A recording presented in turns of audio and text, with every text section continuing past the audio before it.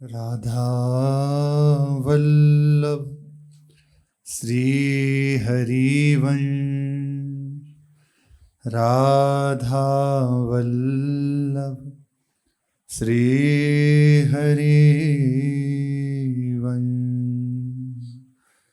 सत्प्रेम सिंधु मकरंद रसोग धारा।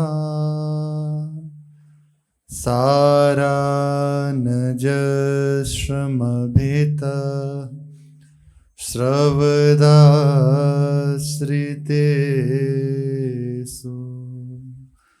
श्री राधिके तव कदा चरणारविंदं।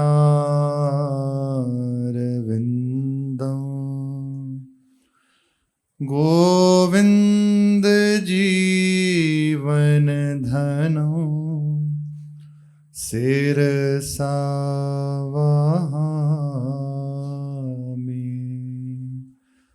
गोविंद जीवन धनो शिरसा वहामि।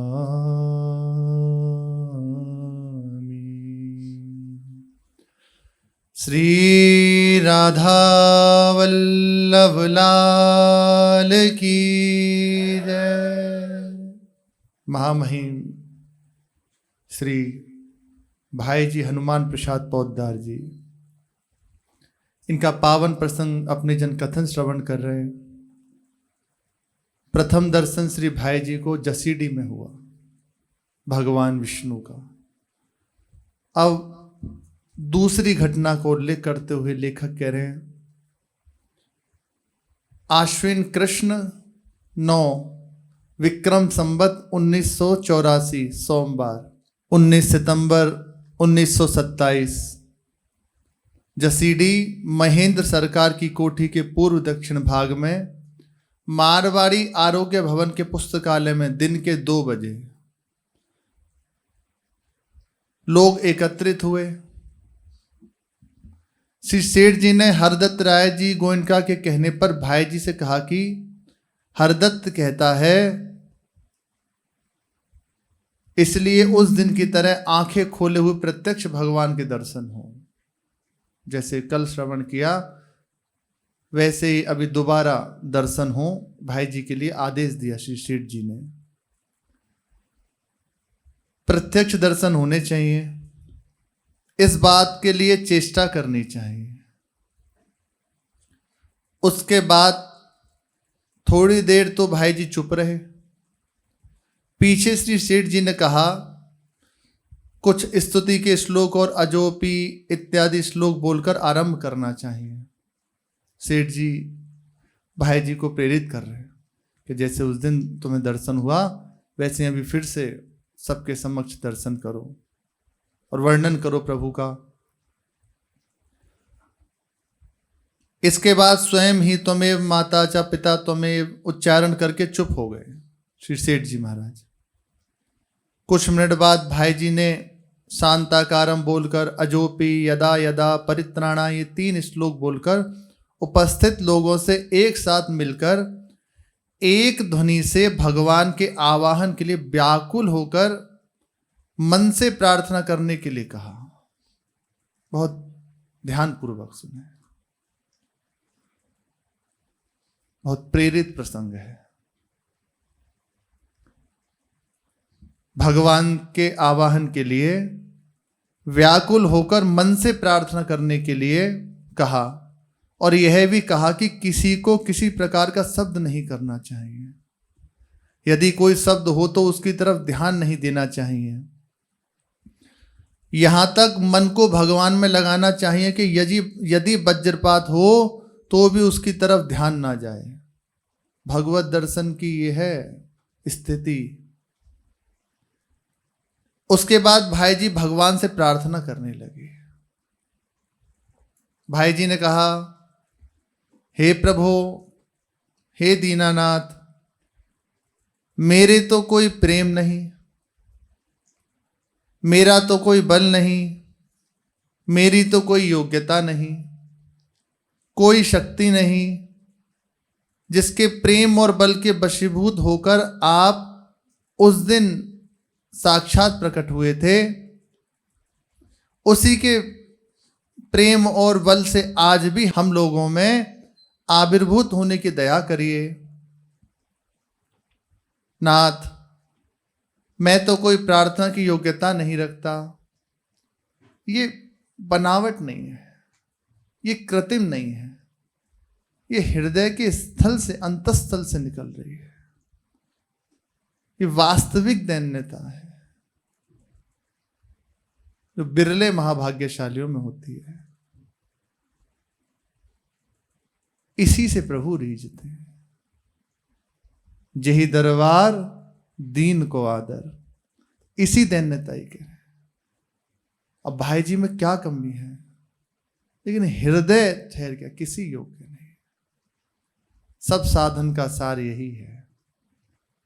जब ये बात हृदय में दृढ़ हो जाती है ना, किसी लायक नहीं हूं, सब कुछ होते हुए भी, तब मानो कुछ पाया है। दोष दर्शन क्यों होता है हमें किसी में? अपने अंदर हमारे सद्गुण की भावना है, हम अपने को श्रेष्ठ समझते हैं, अपने में आरोप किए हुए हैं कि हम कुछ हैं। भले हम वाणी से कहें कि हम तो बड़े दैन्य हैं, हम तो किसी योग्य नहीं, तो दूसरा दिखाई देना बंद हो जाएगा। मैं सबसे नीच हूं, सबकी चरण रज मेरे मस्तक पे, दिखाई देना बंद हो जाएगा। वास्तविक दैन्यता का जब प्रादुर्भाव होगा ना, दोष दर्शन का मूल ही ये अहम है, बहुत बहुत सूक्ष्म रूप से बैठा है। इसी के कारण ये जो हृदय में पर्दा पड़ा है, हम प्रभु के धाम में रह रहे हैं, प्रभु का नाम गुणगान कर रहे हैं, फिर भी हमसे गलतियां होती हैं, फिर भी हम प्रभु को देख नहीं पा रहे। इतना सुनने पर भी हमारे हृदय में विकलता नहीं जागृत हो रही, हमारा हृदय तड़प नहीं रहा। इसी को पकड़े हुए हैं, इस अहंकार को बहुत अच्छे से पकड़े हुए हैं, इसको छोड़ना नहीं चाहते, क्योंकि इसे ये हटा तो अस्तित्व नष्ट हो गया, अस्तित्व खत्म हो गया। मन मार्या तन बस में कीना, यही इसी की परिभाषा है। गला काट दिया, इसी के लिए कहते हैं। अपने अस्तित्व को मिटा दिया, कुछ रखा ही नहीं, केवल प्रभु। अब केवल प्रभु है, तब मानो कुछ पाया है।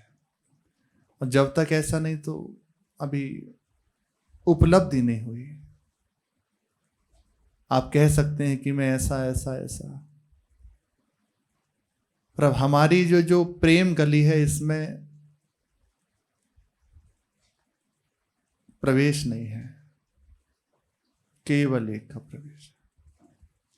प्रेम गली अति सांकरी, तामे द्वय न समाए, एक ही रह जाता है। नाथ, मैं तो कोई प्रार्थना की योग्यता नहीं रखता, उसी की प्रेरणा से आपसे प्रार्थना की जा रही है, आप ही की प्रेरणा से आपकी प्रार्थना की जा रही है।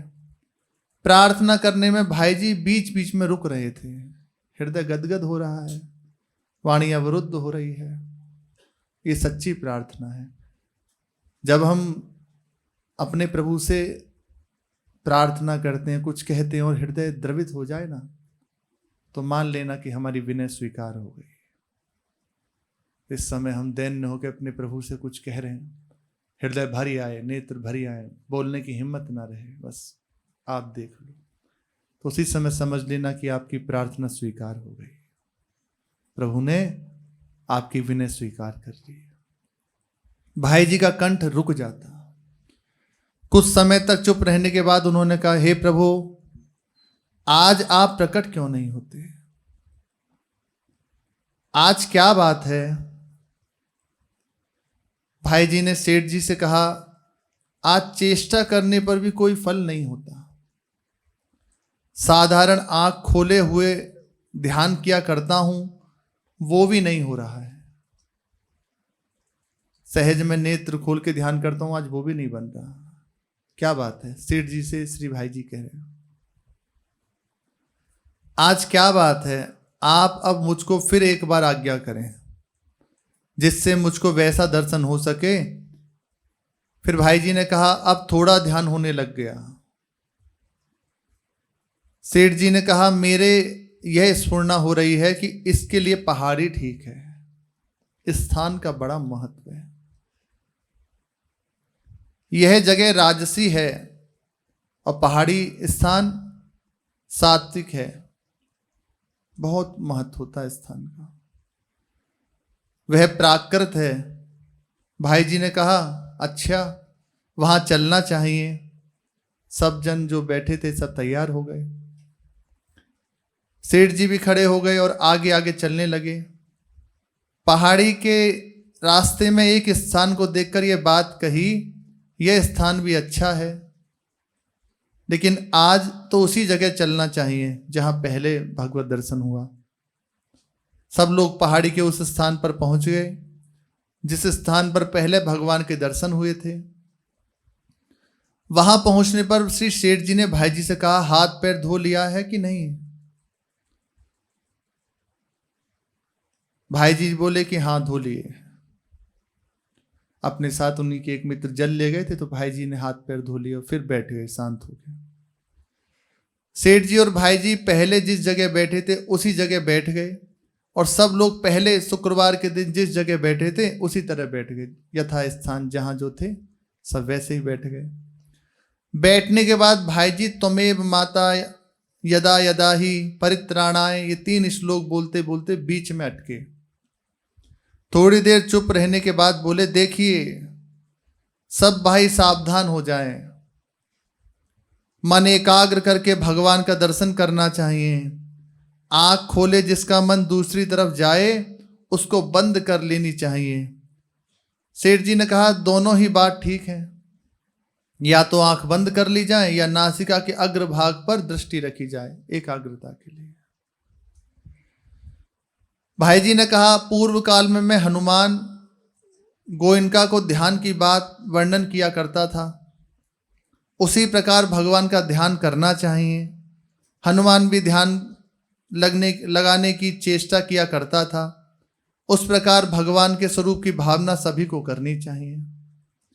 थोड़ी देर चुप रहे। भाई जी ने फिर कहा, उस दिन की तरह श्री भगवान उस स्थान पर प्रकट हो गए। फिर से भाई जी को भगवत दर्शन होना प्रारंभ हो गया। आज आनंद की अधिक विलक्षणता है, नवम नवम। पहले जो दर्शन हुआ, पहले जो आनंद मिला वो नहीं, आज नवम है। वही कमल का विशाल आसन, कमल का रंग नीचे में सफेद, बीच में लालिमा, ऊपर नीलिमा, उस पर उसी प्रकार से भगवान दाहिने चरणार बिंदु को नीचे की तरफ करके विराजमान है। ये देख रहे हैं प्रत्यक्ष और भाई जी वर्णन कर रहे हैं। कितने जन बैठे हैं? 15-20 जन बैठे हैं उनके सामने, जो देख रहे हैं वर्णन कर रहे हैं। विलक्षण बात है। मेरी वृत्तियां रुक रही हैं, भाई जी ने कहा। अब सामर्थ्य थोड़ी होती है भगवान का दर्शन कर सके और फिर सह सके, वही कृपा करें।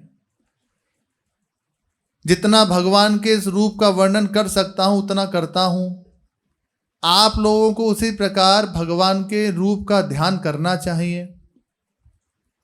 इसके बाद भाई जी ने कहा, भगवान के चरण कमल के नख की ज्योति में कितना प्रकाश हो रहा है, उनके गहनों के नाम मैं नहीं जानता। भाई जी का बोलना रुक गया। सेठ जी ने कहा, तुमने बोलना बंद क्यों कर दिया?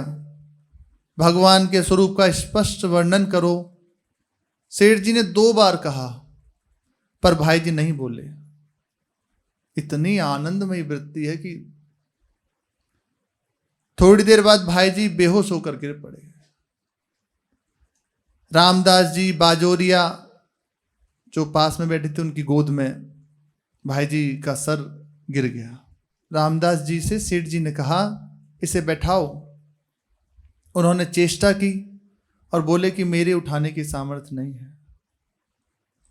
सेठ जी बोले हनुमान, सीधा संबोधन कर रहे हैं, सावधान होकर ध्यान करो। और इतना कह के कीर्तन शुरू कर दिया, श्री कृष्ण गोविंद हरे मुरारी, हे नाथ नारायण वासुदेव। कुछ देर बाद जो रामदास जी थे उन्होंने सहारा देकर भाई जी को बिठाया। सेठ जी ने कहा तुम बोलते क्यों नहीं? भाई जी ने कहा मैंने बोलने की चेष्टा की पर मेरे से नहीं बोला गया। सेठ जी ने कहा तुम्हारे द्वारा स्वरूप का वर्णन किए बिना दूसरों को क्या लाभ होगा? इतने व्यक्तियों को संग क्यों लाए थे? नहीं बोलना था तो अकेले क्यों नहीं आए? इतना कहने के साथ भाई जी बोलने लगे, मैंने पहले बहुत चेष्टा की थी पर मेरे से बोला नहीं गया। भाई जी भगवान के स्वरूप का वर्णन करने लगे। स्वरूप का वर्णन करने के बाद सेठ जी ने पूछा तुम पड़े थे तब क्या अवस्था थी, कहाँ थे जब तुम मूर्छा में थे? भाई जी ने कहा मैं क्या बताऊं, आपको क्या मालूम नहीं है, जहां मैं हूं वहीं आप हैं। आप क्या सुन नहीं रहे थे? अब सुनिए अब क्या कह रहे हैं। इतना कहकर भाई जी फिर बेहोश हो गए। कितनी दुर्लभ बात है। फिर सेठ जी ने कीर्तन प्रारंभ कर दिया। थोड़ी देर बाद भाई जी की आंखें खुली। भाई जी ने कहा मेरी इतनी सुनवाई नहीं हो सकती। अब जो प्रसंग शुरू हो रहा है, आपके कहने से सबको दर्शन हो सकता है। अब जितने भी बैठे हैं उनके लिए दर्शन की बात हो रही कि सबको दर्शन कराओ। तो भाई जी ने कहा मेरी सामर्थ्य नहीं है, मेरी सुनवाई इतनी नहीं हो सकती, यदि आप कह दें तो हो जाएगी। सेठ जी ने कहा मैं क्यों कहूं, भगवान जैसा उचित समझे वैसा ही करें।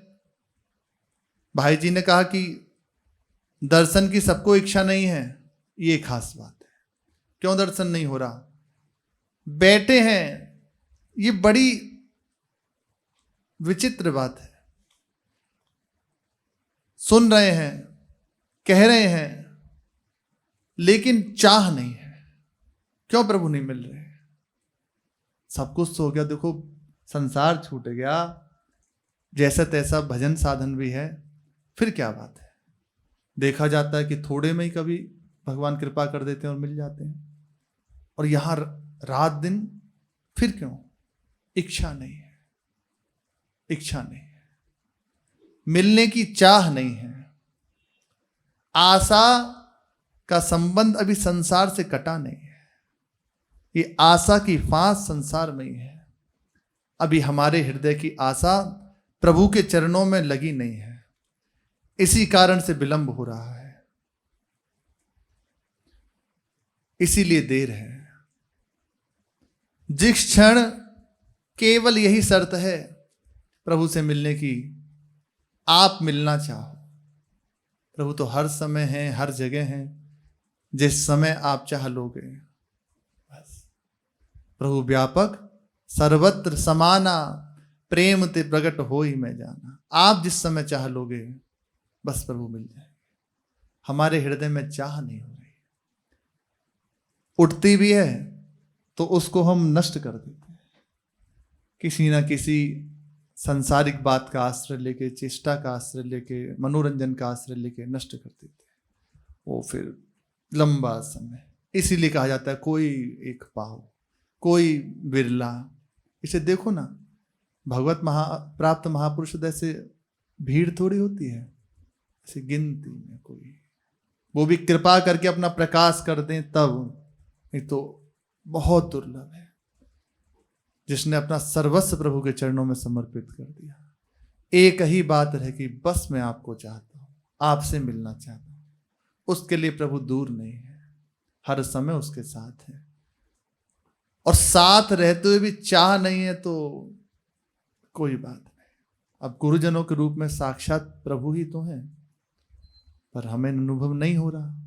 क्यों? क्योंकि चाह नहीं है। इसीलिए भाई जी ने कहा सबकी इच्छा नहीं है दर्शन की, इसलिए दर्शन सबको नहीं हो रहा। सेठ जी ने कहा जिन जिन की इच्छा हो उनको तो होना चाहिए। अब इतने जन हैं, इसमें एक आध की तो होगी, उनको तो करा दो। भाई जी ने कहा आप कह दें तो सबको दर्शन हो जाएगा, चाह है नहीं है सबको हो जाएगा, उनको दर्शन हो सकता है। सेठ जी ने कहा यदि वे पूछें तो मैं नाम बता सकता हूं। भाई जी कहने लगे आप कहें। वैसे करने के लिए वे राजी हैं। प्रथम जोई जोई प्यारो करे सोई मोहे भावे। अब आगे की पंक्ति भावे मोहे जोई सोई सोई करे प्यारे। अर्थात भगवान अधीन है कि सेठ जी कह दें तो मैं सबको दर्शन दे दूं। भाई जी कह रहे हैं सेठ जी से आप जैसा कहें वैसा करने के लिए प्रभु तैयार हैं, वे राजी हैं। आपकी राजी में राजी हैं। उपासक कहता है ना हम राजी हैं तेरी रजा में, तो भगवान भी कह रहे हैं हम राजी हैं तेरी रजा में, तू जैसे राजी है। सेठ जी ने कहा सामने आकर क्यों नहीं कहते, सब लोग सुने, तुम ही से क्यों कह रहे हैं। यदि सामने आकर प्रकट नहीं होते तो जैसे पहले आकाशवाणी होती थी उसी प्रकार कहने से भी सब सुन सकते हैं। सब सुने ना, भगवान जो कह रहे हैं, मानो सामने नहीं आ रहे, ठीक है आकाशवाणी कर दें, सब सुन सकते हैं अगर आकाशवाणी कर दी जाए। भाई जी ने कहा यह कानून नहीं है, ऐसा सिद्धांत नहीं है। आपको यह बात मालूम नहीं है क्या। भाई जी सेठ जी से कह रहे हैं। भाई जी के नेत्र बंद हो गए और भाई जी बेहोश हो गए। इतना कह के फिर भाई जी के थोड़ी देर बाद नेत्र खुले और कहने लगे आप कहें तो सबको दर्शन हो सकता है। अब पूरी बात श्री सेठ जी के ऊपर आ गई। भगवान ने छोड़ दिया कि तुम कह दो तो सबको दर्शन दे दूंगा। कितनी बढ़िया बात है। सबको दर्शन हो सकता है यदि आप कहें तो। सेठ जी ने कहा मैं क्यों कहूं। अब वो उनकी अधीन कि यदि मैं बोलता हूं तो मर्यादा उल्लंघन होती है प्रभु की। अगर मैं कह देता हूं दर्शन दे तो आज्ञा हो गई प्रभु को, प्रभु की राजी में राजी नहीं, प्रभु मेरे ऊपर छोड़ रहे हैं, मैं कैसे कह सकता हूं। आप देखो वो उनके ऊपर, वो उनके ऊपर। यही है, इसलिए खास बात है आपके हृदय की विकलता ही काम करेगी। महापुरुष जन वहां तक पहुंचा सकते हैं। मल विक्षेप का ये जो पर्दा है, ये जो मल विक्षेप है ना, ये महापुरुषों की कृपा से भजन से नष्ट होता है। पर ये जो आवरण है इसको स्वयं प्रभु भंग करते हैं, दूसरा कोई नहीं। महापुरुषजन आपको वो स्थिति प्रदान करते हैं प्रभु से मिलने की, पर भगवान का मिलन आपकी चाह से होता है। जिस समय आप चाह लोगे तब होगा और इसका कोई उपाय नहीं है। इसीलिए गुरुजनों की महिमा गाई जाती है, उनकी कृपा से। सेठ जी कह रहे हैं मैं क्यों कहूं। फिर भाई जी के नेत्र बंद हो गए। भाई जी ने फिर थोड़ी देर बाद नेत्र खोले। ये विलक्षण अवस्था है। सोचो सामने अखिल लोक चूड़ामणि परम सौंदर्य माधुर्य समुद्र भगवान विराजमान है, उनको देख के वर्णन करना। अरे थोड़ी सी चित्त वृत्ति जब डूबने लगती है तो सब बुरा लगने लगता है। कुछ कोई बोले ना, कुछ कोई देखे ना, बस कोई ना हो। और ये प्रत्यक्ष बैठ के दर्शन कर रहे हैं और वर्णन कर रहे हैं जगत मंगल के लिए। आगे सेठ जी कहते हैं कि तुमसे बहुत बड़ा कार्य कराना, इसलिए ये सभा में तुम्हें भगवत दर्शन हुआ है। भाई जी ने कहा भगवान कहते हैं कि तुम सेठ जी बोलो तो तुम्हारे सेठ जी के कहने से दर्शन हो सकते हैं। सेठ जी ने कहा मैं तुम्हें तो दर्शन हो रहे हैं। भाई जी ने कहा मेरी बात नहीं, आपके कहने से सबको दर्शन हो सकते हैं। सेठ जी ने कहा कि अगले को गरज हो तो दर्शन दे, मुझे तो गरज नहीं है। अब बहुत देर हो गई तो सेठ जी ने कहा उनको गरज पड़े तो दर्शन दे दें, ना पड़े तो हमें कोई गरज नहीं। ये है एकत्व, भिन्न नहीं रह गए, जो वो है वही हो। ज्यादा खुशामत नहीं कर सकते हम भाव होता है देखो हृदय का। अब हृदय में प्रेरणा हो रही है तो दैन्य होकर रोए, उनकी वंदना करें तो रो रहे। अब भाव बदला तो बिल्कुल नहीं, खड़ी खोटी सुना रहे। भाव की बात है, हर समय एक जैसा भाव नहीं रहता, विलक्षण नवम नवम उसमें भाव है ना, अनंत समुद्र है, नई नई तरंग उसमें उठती है। हम तो खुशामदिया नहीं है, खुशामद नहीं कर सकते हम। उनको गरज हो तो कर लें, अगले को गरज होवे तो दर्शन दो, नहीं तो अगले की मर्जी। हम तो अब जो कह रहे हैं अगले की राजी में राजी हैं, यहां सारी बात है। ये जो जितनी बात हो रही है कि भगवान उनसे कह रहे हैं और वो भगवान से कह रहे हैं, तो खास बात यह है कि हम उनकी राजी में राजी हैं। आप बताओ, प्रभु चाहें तो कोई बंधन है कुछ? बस इसमें खास बात यही है कि भाई जी के हृदय में प्रबल लालसा है भगवत दर्शन की। ऐसे जिस उपासक के हृदय में भगवत दर्शन की प्रबल लालसा है उसे दर्शन हो जाता है, वो प्रभु से मिल जाता है। लेकिन जिनके हृदय में लालसा ही नहीं है वो कैसे जानेंगे? बात ही नहीं, सामने प्रभु होते हुए भी नहीं समझ पाएंगे। हम तो राजी में राजी हैं उनकी। फिर भाई जी की आंखें बंद हो गई, थोड़ी देर बाद खुली। भाई जी ने कहा भगवान को गरज है, तभी तो आपकी बात मानते हैं। सेठ जी ने कहा हम तो हमारा काम नुकसान करके आए हैं, अर्थात सर्वस्व नष्ट करके आए हैं, कुछ छोड़ा नहीं, सब धूसरित कर दिया, अब केवल प्रभु के हो गए, नुकसान करके आए हैं। इस पर भी खुशामद चाहते हैं, एक तो सर्वस्व लुटा दिया, ऊपर से खुशामद कराना चाहते हैं। अगले के नाम का कीर्तन कर सकते हैं, ज्यादा क्या करेंगे, उनके नाम का कीर्तन कर लेंगे, और कोई खुशामद थोड़ी करेंगे। भाई कीर्तन कर रहे हैं, आपका गुणगान कर रहे हैं, इससे भी बढ़ के कुछ चाहिए? अगले का नाम कीर्तन कर सकते हैं, खड़े होकर नाच सकते हैं, और क्या करें? भाई जी ने कहा आप सिर्फ कह दो कि दर्शन दे दो, और दोनों में लगे हुए, भगवान भी कह रहे हैं और वो भी कह रहे हैं। देखो यही बात है, इतनी देर थोड़ी लगती है। जहां प्रबल लालसा हुई तो फिर ना ये बात नहीं, पर वो इसलिए चुप है कि यदि हम कह देंगे तो एक मर्यादा उल्लंघन हो जाएगी। प्रभु हम पे क्यों छोड़ रहे हैं कि ऐसी विधान नहीं है, लेकिन आप कह देंगे तो मैं कर दूंगा। इतने अधीन है प्रभु, पर वे भी मर्यादा में कि नहीं, मैं दास हूं, प्रभु को कैसे आज्ञा दे सकता हूं। आप सिर्फ कह दें। सेठ जी ने कहा हम तो इस प्रकार कहते नहीं। इसके बाद बहुत गंभीरता के साथ भाई जी सबसे कहने लगे, सेठ जी के कहे अनुसार चलने से दर्शन हो सकते हैं। थोड़ी देर बाद फिर भाई जी जोर से बोले, सुनो भगवान क्या कह रहे हैं, इनकी आज्ञा पालन से ही मेरी आज्ञा पालन है, इनकी प्रसन्नता से ही मेरी प्रसन्नता है, इनकी इच्छा में ही मेरी इच्छा है, इनके रूप में ही मेरा रूप है। भगवान कह रहे हैं श्री सेठ जी के लिए, और ये हर महापुरुष के लिए, हर भक्त के लिए हो जाता है जिसका जीवन समर्पित हो गया, कुछ बचा नहीं। भाई जी ने कहा भगवान अंतर ध्यान हो गए, इतना कह के भाई जी आश्विन कृष्ण 9 संवत 1984 19 सितंबर 1927 को ही गोरखपुर रवाना होने वाले थे। पर उस दिन प्रत्यक्ष दर्शनों की जो विलक्षण घटना हुई उसी में रात्रि हो गई। दूसरे दिन श्री सेठ जी और भाई जी अन्य प्रेमीजनों के साथ बनारस रवाना हुए।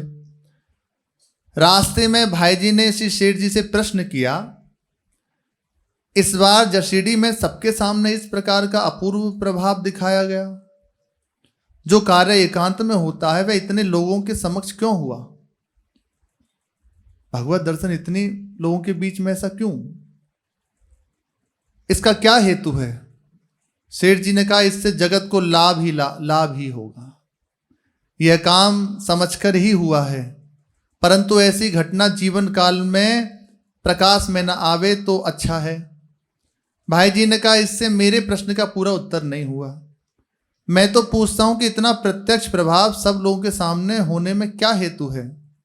सेठ जी ने कहा, जिसके द्वारा भगवत भक्ति के प्रचार की अधिक संभावना होती है उसी को भगवान इस प्रकार दर्शन देते हैं। दर्शन तो औरों को भी देते हैं, परंतु यों सबके सामने नहीं। वार्तालाप पूर्ण हुई और वो सब अपने गंतव्य को गए। इसका वर्णन भाई जी ने अपने द्वारा एक लेख में किया है। स्वजनों मित्रों को लिखी ये जो भगवत दर्शन की बात थी, वो भाई जी ने अपने ही लेख द्वारा अपने स्वजनों को, मित्रों को, जिससे ये बात अनेक स्थानों में शीघ्र ही फैल गई, सब लोग जान गए। लोगों के पत्र सेठ जी एवं भाई जी के पास आने लगे। गोरखपुर में कांति बाबू के बगीचे में जहां भाई जी उस समय निवास करते थे, नित्य प्रति सत्संग प्रारंभ हो गया था। प्रेमी जनों ने भाई जी से जसीडी की घटना जानने के लिए अनेक प्रश्न किए, जिसका उत्तर भाई जी बड़े संकोच से देते। इन दिनों की बात का वर्णन पूज्य भाई जी ने श्री सेठ जी को पत्र में पूरा भेजा है। अब अगली घटना का वर्णन कर रहे हैं। संवत 1984 विक्रम आश्विन शुक्ला 6 रविवार 2 तारीख 10वां महीना 1927 ईस्वी। स्थान कांति बाबू का बगीचा, दक्षिण तरफ के कमरे के पास वाला बगीचा, बीच का बड़ा कमरा। प्रातःकाल करीब 7:30 बजे सत्संग के समय कई लोग थे। उनमें से कुछ का नाम वर्णन है। श्री चेतराम जी, बद्री प्रसाद जी, रामेश्वर जी, घनश्याम दास जी, शंकर लाल जी। ध्यान की बात हो रही थी, ध्यान भी हो रहा था।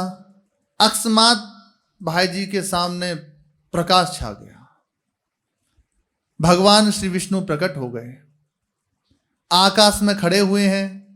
करीब 5-6 मिनट तक लगातार दर्शन होता रहा। मुझसे कुछ बोला भी नहीं गया। भाई जी कह रहे हैं हमसे कुछ बोला नहीं गया। उनके मुखारविंद और नेत्रों से कृपा झलक रही थी।